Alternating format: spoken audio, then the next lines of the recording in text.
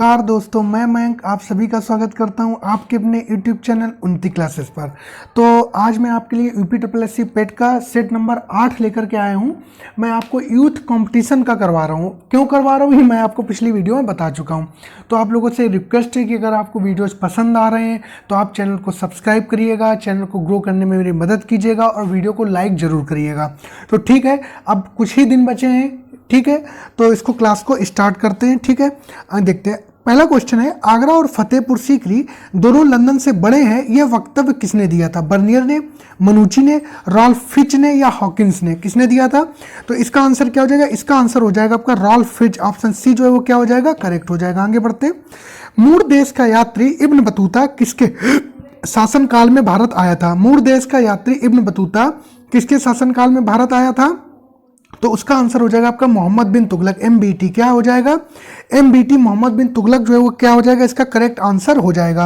अच्छा, जो ये इब्न बतूता था इसको मोहम्मद बिन तुगलक ने काजी की उपाधि दी थी। दिल्ली का क्या नियुक्त किया था? दिल्ली का काजी नियुक्त किया था। इतनी बात समझ में आ गई होगी। और आपको पता होगा कि तुगलक वंश ने सबसे ज्यादा वर्षों तक शासन किया है दिल्ली सल्तनत पर, लगभग 94 वर्षों तक। ठीक है, इतनी बात आपकी समझ में आ गई होगी। आगे बढ़ते।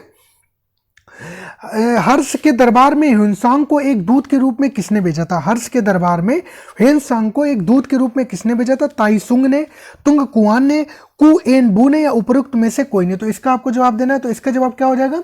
तो जब जो हर्ष के दरबार में, तो हर्षवर्धन जो था ये पुष्यवती वंश का शासक था। ठीक है, इसके दरबार में कौन था? ह्वेनसांग जो था एक चीनी यात्री था, इसके दरबार में आया था। ह्वेनसांग की एक पुस्तक है, उसका नाम है सी यू की। क्या नाम है उसका? CU की है। इतनी बात समझ में आ गई। ठीक है, और अगर बात की जाए तो इसका आंसर होगा ताइसुंग होगा। क्या होगा इसका आंसर? ताइसुंग होगा। जो आयोग ने माना वो क्या माना? ताइसुंग माना। क्या माना? ताइसुंग माना है। आगे बढ़ते हैं। सूची 1 को सूची 2 से सुमेलित किए सूचियों के दिए बताना है। लकुलिस, नागार्जुन, भद्रबाहु और घोषाल। ये घोषाल जो लिखा हुआ है मखलीपुत्र घोषाल है। ठीक है, तो इसका आपको जवाब देना। तो इसका क्या हो जाएगा? जो मखलीपुत्र घोषाल थे इन्होंने तो आजीवक धर्म को चुना था। किसको चुना था? आजीवक धर्म को चुना था। ठीक है, और नागार्जुन ने, आपको पता होगा नागार्जुन ने शून्यवाद का सिद्धांत दिया था। भद्रबाहु ने जो दिया था वो जैन धर्म से रिलेटेड थे। और बचे आपके कौन? लकुलिस जो कि पाशुपत थे। तो पहला एक आ जाएगा, एक दो, पहला ऑप्शन तो पहले का ऑप्शन आ जाएगा आपका 3। पहले का ऑप्शन आ जाएगा आपका 3 आ जाएगा। क्या आ जाएगा? 3 आ जाएगा। 3 के बाद में 2 आ जाएगा। 2 के बाद में 4 के बाद में, मतलब ऑप्शन बी जो है वो क्या हो जाएगा? करेक्ट हो जाएगा। ऑप्शन बी जो है वो क्या है? इसका करेक्ट हो जाएगा। आगे बढ़ते। निम्नलिखित में से कौन शुक्ल यजुर्वेद की सहता है? निम्नलिखित में से कौन शुक्ल यजुर्वेद की सहता है? वाजसनेयी, मैत्रेयी, तैत्तिरीय या काठक? तो इसका आपको जवाब देना। तो इसका आंसर क्या हो जाएगा? वाजसनेयी हो जाएगा। क्या? वाजसनेयी हो जाएगा। ऑप्शन ए जो है वो क्या हो जाएगा? इसका करेक्ट हो जाएगा। आगे बढ़ते। सूची 1 को सूची 2 से यहां भी सुमेलित करना है। द रेगुलेटिंग एक्ट 1773 में क्या किया गया था? भारत परिषद अधिनियम 1909 में क्या था? भारत सरकार अधिनियम 1919 में क्या था? भारत सरकार अधिनियम 1935 में क्या था? इसका आपको जवाब देना। तो इसका आंसर क्या हो जाएगा? इसका आपको जवाब देना है। तो कि क्या? तो रेगुलेटिंग एक्ट जो था, रेगुलेटिंग एक्ट जो आया था वो कब आया था? 1773 में आया था। तो रेगुलेटिंग एक्ट के तहत जो है वो किया गया था आपका क्या? रेगुलेटिंग एक्ट के तहत जो आपका किया गया था, रेगुलेटिंग एक्ट के तहत जो किया गया था आपका, वो क्या किया था? रेगुलेटिंग एक्ट के तहत तो एक ऑप्शन क्या हो जाएगा? 1 2 3 4 दिया हुआ है। और भारत परिषद अधिनियम, तो रेगुलेटिंग एक्ट के तहत में सर्वोच्च न्यायालय की स्थापना हुई थी। तो ए का तो हो जाएगा 1। ए का क्या हो जाएगा? ए का जो हो जाएगा वो क्या हो जाएगा? ए का 4 हो जाएगा। ठीक है, फिर भारत परिषद अधिनियम 1909। तो जो भारत परिषद अधिनियम 1909 में आया था, 1909 में मार्ले मिंटो सुधार आया था, सांप्रदायिक निर्वाचन मंडल की बात की थी। तो ये वाला जो है वो क्या हो जाएगा? सांप्रदायिक निर्वाचन मंडल की बात हो जाएगी। ठीक है, भारत सरकार अधिनियम 1919 के हिसाब से क्या हुआ था? इसका आपको जो है, तो क्या प्रांतों में द्वैध शासन लग गया था? क्या प्रांतों में द्वैध शासन लग गया था? प्रांतों में द्वैध शासन का प्रारंभ, मतलब जो सी का है वो क्या हो जाएगा? ये हो जाएगा। और डी में फिर क्या 1 हो जाएगा। तो ऑप्शन क्या सही हो गया? पहले आ गया आपका क्या? पहले आ गया आपका 4, 4 के बाद में आया 3, 3 के बाद में 2, 2 के बाद में 1, मतलब ऑप्शन जो है बी ऑप्शन जो है वो क्या हो गया, करेक्ट हो गया। बी ऑप्शन क्या हो गया, करेक्ट हो गया। आगे बढ़ते। कांग्रेस के त्रिपुरी अधिवेशन के पश्चात सुभाष चंद्र बोस और दक्षिण पंथी का समस्त झगड़ा किस प्रश्न पर केंद्रित हो गया? कांग्रेस कार्यकारिणी समिति का गठन, देशी राज्यों के प्रतिनिधि, केंद्र सरकार के प्रतिरूप, कांग्रेस समाजवादी दल के सदस्यों की दोहरी सदस्यता। इसका आपको जवाब देना है, तो इसका आंसर क्या हो जाएगा, कांग्रेस कार्यकारिणी समिति का गठन। ऑप्शन ए जो है वो क्या हो जाएगा, करेक्ट हो जाएगा। आगे बढ़ते। चौरी चौरा किस जनपद में स्थित है? देवरिया में, गोरखपुर में, कुशीनगर में, महाराजगंज में। आपको पता होगा चौरी चौरा की घटना जो थी 5 फरवरी 1922 को हुई थी। गांधी जी ने जो असहयोग आंदोलन 1920 में शुरू किया था, इसकी जो ये घटना हो गई थी, चौरी चौरा हत्याकांड जब घटना हो गई थी, इसी के उसमें कि हिंसा जो इसमें हो गई थी, इसके बाद इन्होंने असहयोग आंदोलन को स्थगित कर दिया था। तो ये कहाँ पड़ता था? ये पड़ता था आपके गोरखपुर में। कहाँ पड़ता है? गोरखपुर में पड़ता है। ठीक है, आगे बढ़ते हैं। निम्न क्रांतिकारियों को जीवन के अंत के प्रकार से सुमित के, मतलब वो कह रहा कि जैसे वो कह रहा कि भगत सिंह, तो भगत सिंह को जो है क्या दी गई थी? तो भगत सिंह को तो फांसी दी गई थी। भगत सिंह को तो क्या दी गई थी? फांसी दी गई थी। ठीक है। चंद्रशेखर आजाद जी की मृत्यु कैसे हुई थी? शहीद हुए थे, ये हुए थे मुठभेड़ में शहीद हुई थी। जतिन दास जी की मृत्यु कैसे हुई थी? जतिन दास जी की बताएं। तो जतिन दास जी की जो हुई थी वो हुई थी आपके भूख हड़ताल से हुई थी। और कल्पना दत्त की आजीवन कारावास से हुई। तो आंसर क्या हो जाएगा इसका आंसर हो जाएगा, बात करें तो ए का तो हो गया 2, बी की बात करें तो हो जाएगा 3, और भगत सिंह की 4, 2 3 4 1, क्या 2 3 4 1 कोई है ऑप्शन? है 2 3 4 1 जो है वो ऑप्शन बी है। 2 3 4 1 जो है ऑप्शन बी है, ये करेक्ट हो जाएगा। आगे बढ़ते। सर्वेंट ऑफ इंडिया सोसाइटी का संस्थापक कौन था? इसके थे गोपाल कृष्ण गोखले जी। कौन थे? गोपाल कृष्ण गोखले थे। कौन थे? गोपाल कृष्ण गोखले जी थे। गोपाल कृष्ण गोखले ने 1905 में सर्वेंट ऑफ इंडिया सोसाइटी की स्थापना की थी। तो क्या हो जाएगा इसका? हो जाएगा आपका गोपाल कृष्ण गोखले, ये ऑप्शन। आगे बढ़ते। सूची 1 को सूची 2 से सुमिलित कीजिए और सूचियों के नीचे दिए गए कूट का प्रयोग कर सही उत्तर चुनिए। एलड्यूसियन, महासागरीय परिखा और स्थान, करमेडेक, सुंडा और एस सैंडविच। तो इसका आपको जवाब देना है, तो इसका आंसर क्या हो जाएगा? तो जो एलड्यूसियन आपकी होती है, ये होती है आपके उत्तर प्रशांत महासागर में। मतलब अगर कहें तो ये ए का तो बी हो जाएगा, कोई आई का बी आ रहा है, 2 ऑप्शन में है। और जो ये सुंडा होती है, जो सुंडा होती है तो हिंद महासागर में बनती है सुंडा। तो ए का हो रहा है 2 और सी का हो रहा है 1, 2 सी का 1, तो फिर भी बात नहीं बनी, ए और बी ऑप्शन है। तो करमेडिक जो होगा, करमेडिक जो आएगा आपका, ये आएगा आपका दक्षिण प्रशांत महासागर। करमेडिक आएगा दक्षिण प्रशांत महासागर में, और एस सैंडविच ये तो आखिरी में 4 आएगा। तो बी ऑप्शन जो है वो क्या हो गया? करेक्ट हो गया। आगे बढ़ते हैं। भूपर्पटी पर द्रव्यमान प्रतिशत के रूप में से कौन सा एक सर्वाधिक मात्रा में पाया जाता है? भूपर्पटी पर द्रव्यमान प्रतिशत के रूप में कौन सा एक सर्वाधिक मात्रा में पाया जाता है? Silicon, oxygen, carbon, calcium. तो इसका आपको जवाब देना, तो इसका आंसर क्या हो जाएगा? ऑक्सीजन हो जाएगा। क्या हो जाएगा? ऑक्सीजन। ऑप्शन बी करेक्ट हो जाएगा। आगे बढ़ते हैं। बाण सागर परियोजना किस नदी पर स्थित है? तो आपको पता होगा बाण सागर जो परियोजना है आपकी सोन नदी पर स्थित है। किस पर है? सोन नदी पर स्थित है। और सोन नदी किसकी सहायक नदी है? गंगा नदी की सहायक नदी है। आगे बढ़ते हैं। गंगा के मैदान की पुरानी कछारी मिट्टी कहलाती है। गंगा के मैदान की पुरानी कछारी मिट्टी कहलाती है। इसका आपको जवाब देना, तो इसका आंसर क्या हो जाएगा? बांगर हो जाएगा। क्या हो जाएगा? बांगर। ऑप्शन बी करेक्ट हो जाएगा। आगे बढ़ते हैं। निम्नलिखित केंद्र शासित राज्यों में कौन सबसे कम नगरीकृत है? निम्नांकित केंद्र शासित राज्यों में कौन सबसे कम नगरीकृत है? तो सबसे कम नगरीकृत जो है वो कौन है? आपका अंडमान निकोबार है। कौन है? अंडमान निकोबार है। कौन? ऑप्शन बी जो है वो क्या हो जाएगा? करेक्ट हो जाएगा। आगे बढ़ते हैं। 2011 की जनगणना के अनुसार उत्तर प्रदेश के निम्नलिखित जनपदों में से किसमें महिला साक्षरता दर सबसे कम है? 2011 की जनगणना के अनुसार उत्तर प्रदेश के निम्नलिखित जनपद महिला साक्षरता दर सबसे कम है। तो आपको पता होगा महिला साक्षरता दर जो सबसे कम है वो आपकी श्रावस्ती में है। कहाँ है? श्रावस्ती में। ऑप्शन सी करेक्ट होगा। आगे बढ़ते हैं। निम्न में से नकदी फसल कौन सी नहीं है? देखो, नकदी फसल वो फसल होती है जो बेचने के पर्पज से उगाई जाती है। ठीक है। तो बात करें आपकी, तो नकदी फसल पूछा है, नहीं है। तो बात करें गन्ना है, मूंगफली है, जूट है, ये सब क्या है? ये सब आपकी जो है ये नकदी फसल। लेकिन ज्वार है, ये जो है ये आपकी खाद्यान्न फसल है। ज्वार जो है वो कैसी फसल है? ज्वार जो है आपकी खाद्यान्न फसल। ऑप्शन सी करेक्ट हो जाएगा। आगे बढ़ते हैं। स्मार्ट मनी शब्द का प्रयोग होता है। स्मार्ट मनी शब्द का प्रयोग होता है किसमें होता है? स्मार्ट मनी का ये होता है क्रेडिट कार्ड में। किसमें? क्रेडिट कार्ड में। ऑप्शन बी करेक्ट हो जाएगा। आगे बढ़ते हैं। मुद्रास्फीति की दरें किस सूचकांक पर आधारित होती हैं? उपभोक्ता मूल्य सूचकांक, थोक मूल्य सूचकांक, औद्योगिक श्रमिक उपभोक्ता सूचकांक, ग्रामीण सम उपभोक्ता मूल्य सूचकांक। तो इसका आंसर क्या हो जाएगा? इसका आंसर हो जाएगा आपका थोक मूल्य सूचकांक। क्या हो जाएगा? थोक मूल्य सूचकांक। ऑप्शन बी करेक्ट हो जाएगा। आगे बढ़ते हैं। मुद्रा एवं वित्तीय मामलों में सरकार का वित्तीय अभिकर्ता एवं सलाहकार बैंक कौन है? मुद्रा एवं वित्तीय मामलों में सरकार का वित्तीय अभिकर्ता एवं सलाहकार कौन है? इसका आपको जवाब देना है। इसका क्या आंसर हो जाएगा आप बताइए। तो इसका आपका आंसर हो जाएगा आरबीआई। क्या हो जाएगा? आरबीआई। ऑप्शन सी जो है क्या हो जाएगा? करेक्ट हो जाएगा। आगे बढ़ते हैं।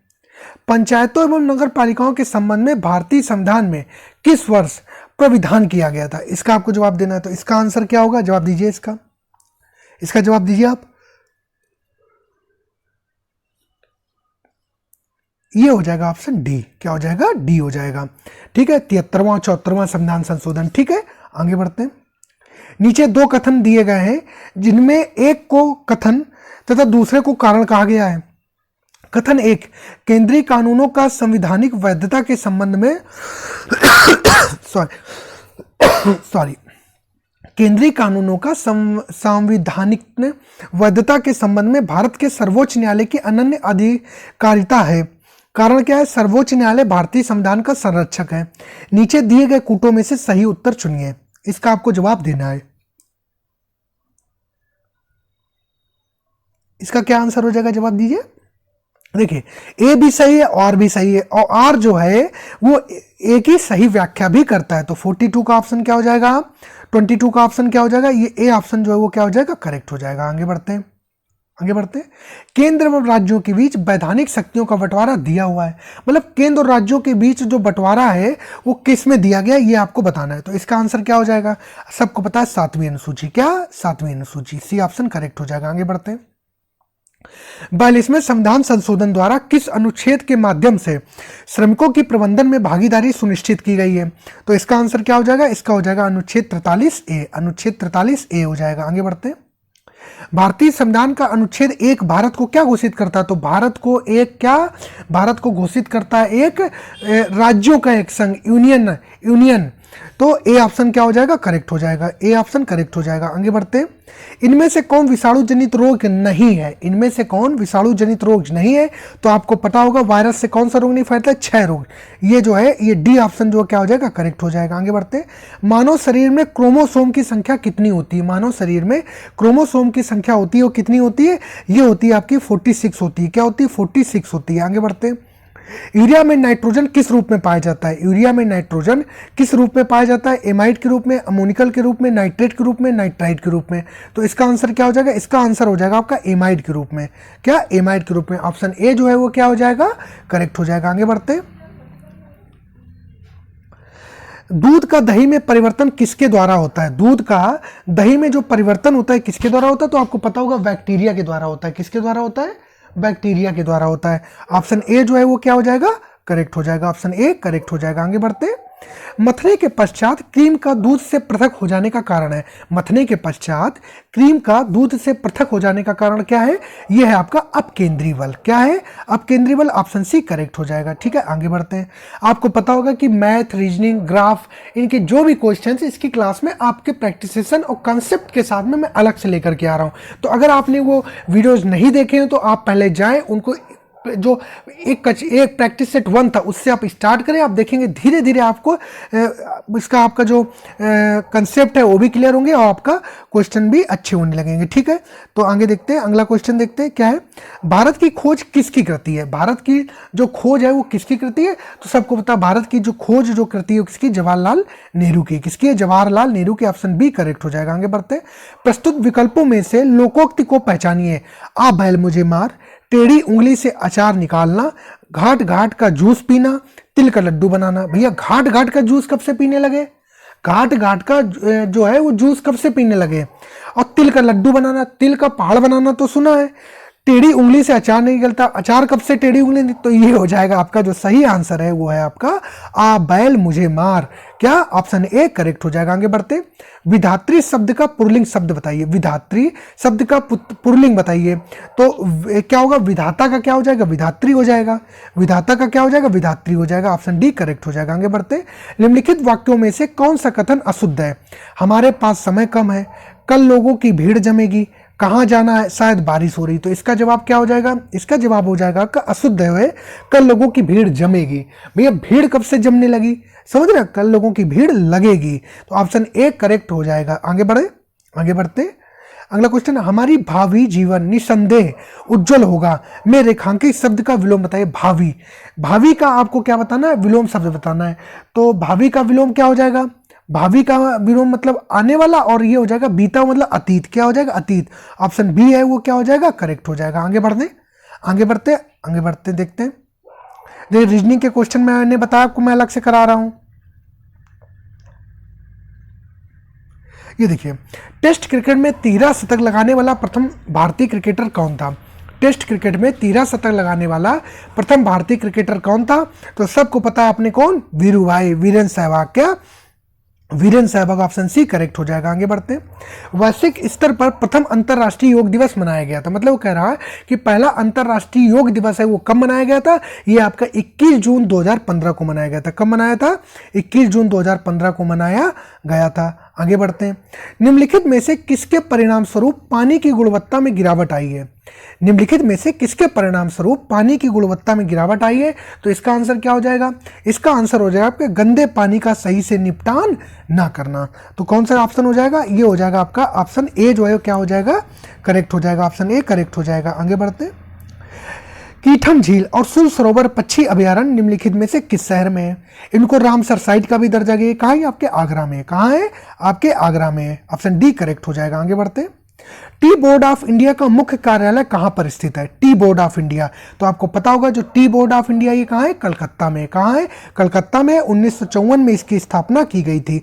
ठीक है, आगे बढ़ते हैं, सूची 1 को सूची 2 से राजधानी मिलानी है। अच्छा, तो आपको पता है केन्या की राजधानी, सबको पता है केन्या की राजधानी क्या होती है, नैरोबी होती है। ठीक है, अब मोरक्को की क्या होती है, रबाक होती है।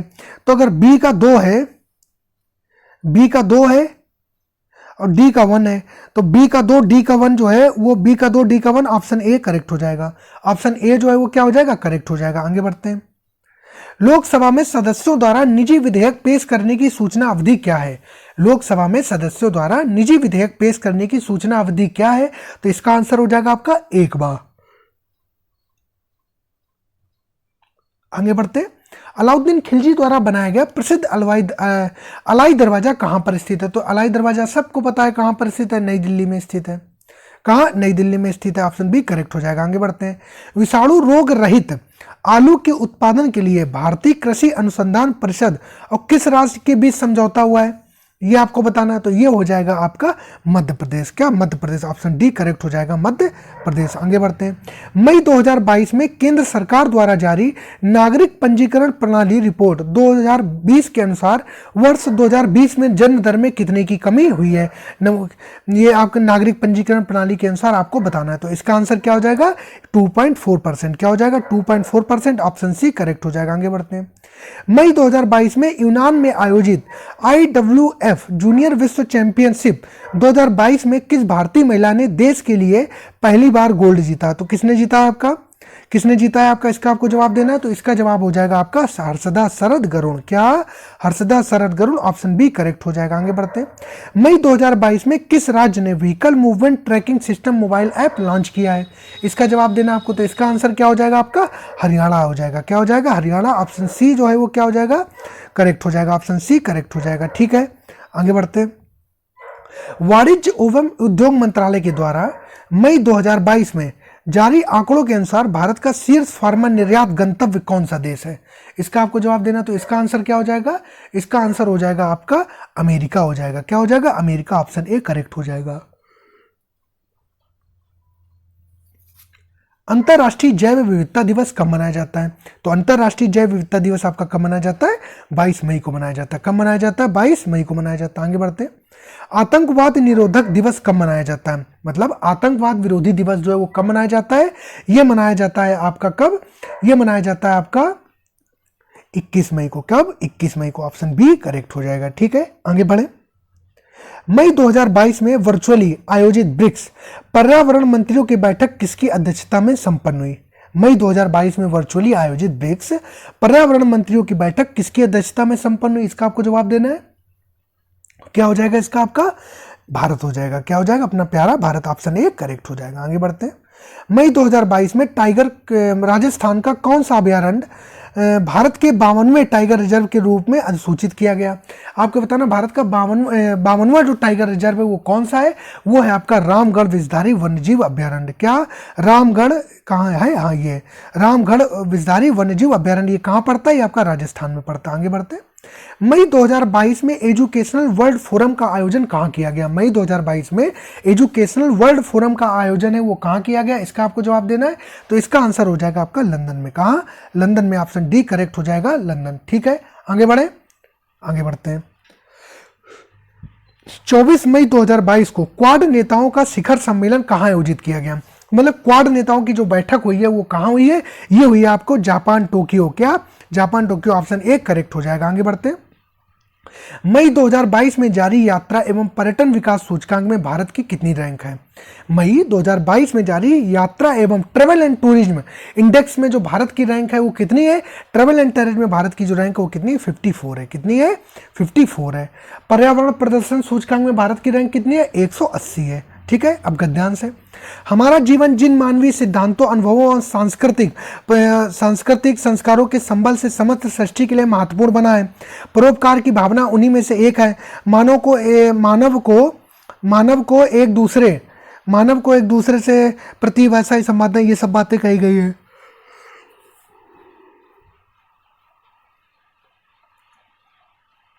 हमें स्थिरता से शांतिपूर्ण विचार करते रहना चाहिए हमारे जीवन में। त्याग के योग्य व्यक्तित्व प्राप्त करने के लिए आवश्यक है। त्याग के योग्य व्यक्तित्व प्राप्त करने के लिए आवश्यक है। तो क्या आवश्यक है?